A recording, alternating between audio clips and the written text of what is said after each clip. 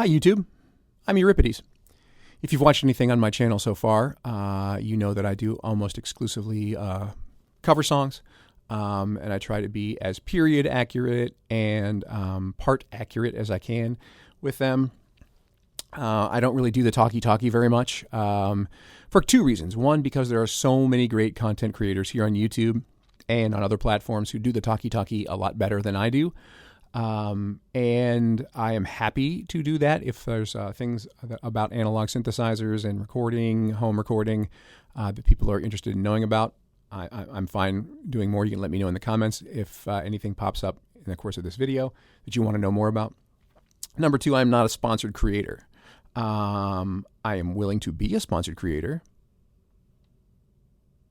but I am not currently a sponsored creator. And so I don't get like the early versions of some of these great pieces of gear to experiment with and to show folks. But folks like that who had early pieces of gear, particularly the MPC Live 3, which we'll talk about in a second, are kind of what prompted me to get it. And so kudos to all of those folks, sponsored or not. They're absolutely wonderful. And I am very happy for all the work they do. Brief story time. When I was a kid, growing up in Western Pennsylvania, I went to Hickory High School, which is in Mercer County, Pennsylvania. My freshman year, I was called to play guitar for the Mercer County All-Star Jazz Band. Just kids from all the different high schools in Mercer County coming together to do this like 2-night, little show thing. And when I got there, it was held at Mercer High School, the county seat, obviously. And sitting right in front of me was a saxophone player, Trent Reznor, who would later go on to be 9 Inch Nails, Trent Reznor. Right between us, to his right side, there was a Moog Source synthesizer. I'd heard synthesizers on the radio, of course. Always was asking my guitar teacher, what is that sound? What's doing that sound? What is that crazy sound? That's a synthesizer. That's a synthesizer. No, that's not a guitar. So I was very interested in them. But then when I watched Trent play the bass line to Weather Report's Birdland, and I heard those fat analog oscillators making that huge sound, I was hooked. I became friends with Trent, by which I mean I just like followed him around and idolized him, because just meeting Trent, you could tell he was going to go on to do amazing things. His future was not Mercer County, Pennsylvania. It was worldwide, and he is not disappointed. Terrific guy.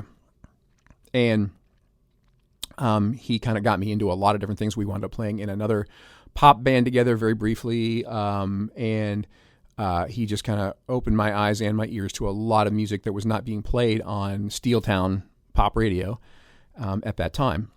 One of those bands was Yazoo. Yazoo had just released Upstairs at Eric's, and when they released it in America, they had to change their name to Yaz, because there was already a band here in America called Yazoo. And that band, Yazoo, threatened legal action. Now, the American band Yazoo, you, I'm sure, know from their huge hit.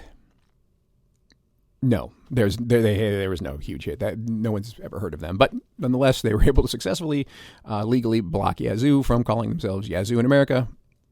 And the sounds on Upstairs at Eric's were just, blew me away, because it's this kind of really neat version of tightly sequenced analog gear, Alison Moyet's unbelievably soulful singing, and then like some of the songs are, this is a music school geek thing, but they are literally musique concrète, and it's a wonderful album. I love it, and the sounds again just so 80s, but so amazing.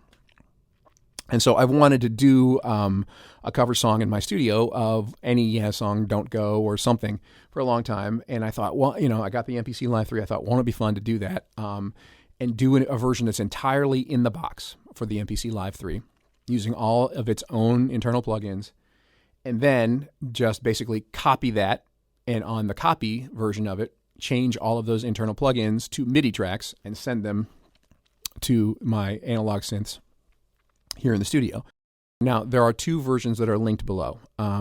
One of them is the MPC-only version. Everything was using MPC plugins. They're all stock plugins that came with the Live 3, except for I did purchase the Jura plugin, which is a Juno emulation. I purchased the Mini D plugin, which is obviously the Mini Moog. And then I also purchased the Native Instruments Analog Dreams expansion pack. I'd had that when I used a Native Instruments Machina Plus, and it was my favorite expansion for an 80s synth geek like myself. Those sounds are fantastic. And so I do have those that I paid for. Everything else is stock. And I did everything in the box. I exported the stereo wave file and then put it into Logic, and then I used the same mastering chain in Logic for the MPC version that I used for the all regular synthesizer version, just so that part of the comparison wouldn't be so radically different. Other than that, thanks for watching.